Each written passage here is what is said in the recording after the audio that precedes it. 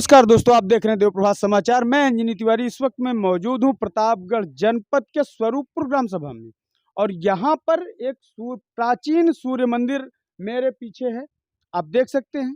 और आज आपको इस मंदिर की विखंडित वो तस्वीरें मैं दिखाने चल रहा हूं, जिसे देखकर आपको लगेगा कि आखिर यहाँ पर हमारे हिंदुस्तान में हिंदुओं की आस्था जागृत करने वाली मंदिरों की क्या स्थिति बनी पड़ी हुई है। और ये स्थिति कोई आज की नहीं है। ये ढांचा आप जो स्क्रीन पर देख रहे हैं, ये ढांचा आपको बता रहा है कि कितने दिनों से ये मंदिर इस विखंडित अवस्था में है। फिलहाल हम आपको इस मंदिर से जुड़े हर रहस्य, हर बातों को आप तक पहुंचाने का काम करेंगे। हमारे साथ मौजूद हैं समाज शेखर जी, जो भैरवनाथ धाम पांडवकालीन धाम के नाम से प्रसिद्ध है, यहाँ पर उसके महासचिव हैं। आपसे जानना चाहेंगे ये जो सूर्य मंदिर है ये कितना प्राचीन होगा। ये पुरातत्व विभाग के द्वारा 8वीं और 9वीं सदी का प्रमाणित तौर पे माना गया है कि तब से ये भग्नावशेष है।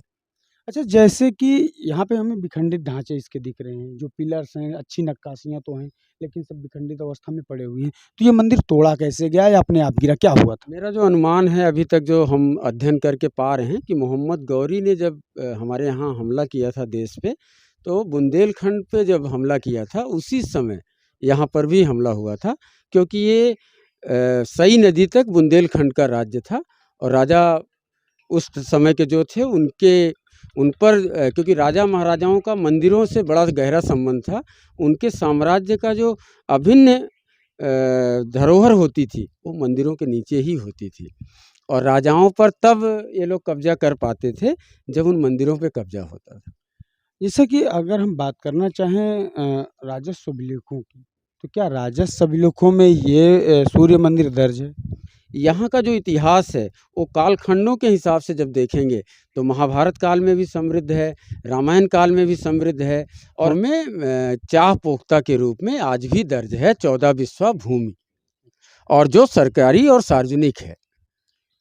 सबसे बड़ी बात यह है कि इस मंदिर के जीर्णोद्धार का आपने बेड़ा उठाया है, तो आपने क्या पहल की है इसके लिए? 2010 में जब हम पहली बार यहाँ आए तभी हमको पता लगा था कुछ अभिलेखों से जान के कि हमारे यहाँ सूर्य मंदिर है। तो हम पहली बार यहाँ जब आए तो वहाँ से संकल्प हुआ, पहले गांव के लोगों से मिले तो कुछ लोग जो मिले वो पहले इसको झूठा ही साबित करते रहे, किसी ने इसको बहुत उत्साह नहीं बढ़ाया। फिर हम आते रहे, प्रधान को लेके आते रहे, गांव के कुछ और लोगों को लेके आते रहे, अगल बगल के लोगों को। धीरे धीरे हमारा यहाँ आना जाना बना रहा और इनके प्रति समर्पण रहा, लोगों को बताते रहे, लोग भी बढ़ते रहे आना जाना, क्योंकि अपना गांव नहीं था। अपने गांव में आप कुछ भी कर सकते हैं, दूसरे के गांव में आपका राइट बहुत कम होता है, तो उस राइट से बंधे थे। तो हमने सबसे पहले इसका निर्णय लिया कि रजिस्ट्रेशन कराया जाए। तो हम सबसे पहले तो भारतीय पुरातत्व सर्वेक्षण संगठन एक है, उसको चिट्ठी भेजा गया, तो वो डीएम को लिखा और फिर राज्य सरकार द्वारा इसका प्रॉपर पंजीकरण कराया गया 2011 में। और उसके बाद हम बकुलाही नदी में ज़्यादा लगे रहे, 2015 तक नदी में काम करते थे। फिर भी हर साल 1-2 बार यहाँ पर कुछ न कुछ लोगों को लेकर, कभी यूनिवर्सिटी वालों को लेकर ऐसे आना जाना लगा रहा, क्योंकि इस स्थान को जगाना, विदेशी भी यहाँ आ चुके हैं, यहाँ पर कुछ विभिन्न देशों के भी लोग आ चुके हैं।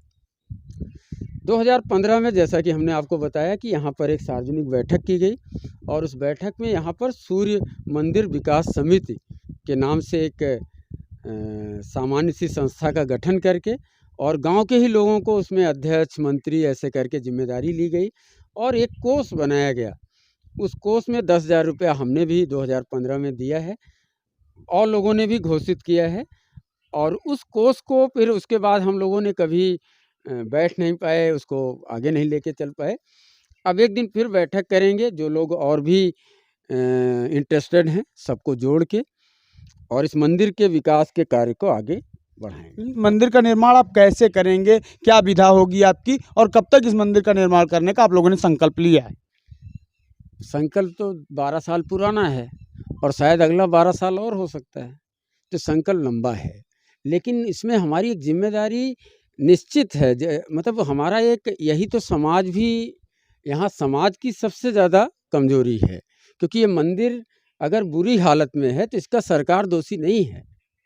सरकार तो सिर्फ इस बात के लिए दोषी है कि हमारी प्राचीनता को संरक्षित नहीं कर पा रही, लेकिन हम लोग जिनकी वो प्राचीनता है, जो उस संस्कृत से जुड़े हुए हैं, उसकी रक्षा करना हम सब का कर्तव्य है, इस गांव के प्रत्येक नागरिक का कर्तव्य है। और इसी नाते हम अपनी जिम्मेदारी को निभा रहे हैं।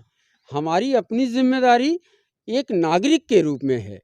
उससे बढ़ के जब आगे बढ़ते हैं तो भैरवनाथ के महासचिव के तौर पे है, और भैरवनाथ का महासचिव पूरे क्षेत्र के धार्मिकता को संभाल सकता है, क्योंकि वो केंद्र बिंदु है। और इसी आधार पर हमने भैरवनाथ क्षेत्रीय विकास संस्थान के बैनर तले ही ये सारी कोशिशें की, अलग से कोई प्रयास नहीं किया। यहाँ पर प्रधान जी को जोड़ के तब रजिस्ट्रेशन कराया गया। आज नगर पंचायत है, अब नगर पंचायत इस कार्य को देखेगी और हम लोग इन्फ्लुएंसर का काम कर रहे हैं। गांव के लोग ही बनाएंगे, मंदिर बनाना हमारा काम नहीं। हमने तो भैरवनाथ का ही मंदिर कभी नहीं बनाया, तो यहाँ क्यों बनाएंगे? क्योंकि मंदिर बनाना आम आवाम का काम है। हम सब लोग तो हर गांव में जाते हैं, प्रेरणा दे सकते हैं, सहयोग कर सकते हैं, खड़े हो सकते हैं, लेकिन मंदिर की पूजा और मंदिर बनाना और उसका संरक्षण करना ये हमारे समाज का काम है, और इसी गांव के लोग करेंगे, मेरा ये संकल्प है। और जब तक ये नहीं जगेंगे, ये समाज शेखर इनको जगाते रहेंगे और ये मंदिर इन्हीं से बनवाएंगे। और इस मंदिर का सच्ची पूजा तभी होगी जब हमारे गांव का, घर का हर व्यक्ति पूजा करने लगे।